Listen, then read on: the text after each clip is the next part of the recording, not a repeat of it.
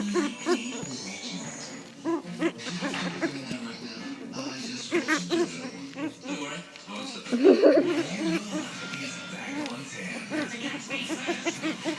season, his pond is doomed.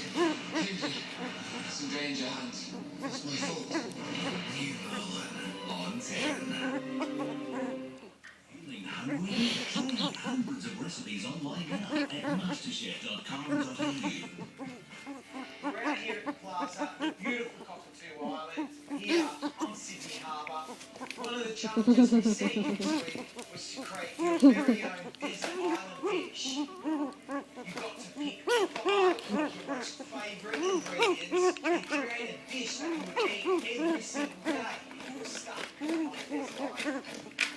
And I'm about to show you my desert island dish. Red wine octopus with hilopides, smoked bone marrow, herbs and flowers. The first thing I'm going to show you guys is how to tenderize your own octopus. We're going to do it old-fashioned. Do you want a glass?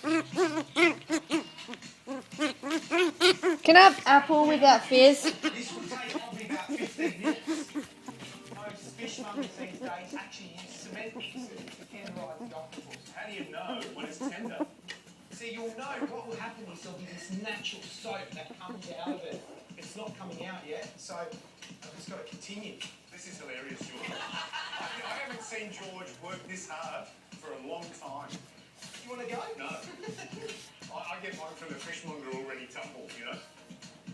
Wow, there you go. See all that soap? That's an indicator that this octopus is ready.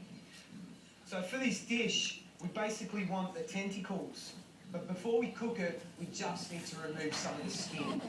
And to help you remove some of that skin, just run it with your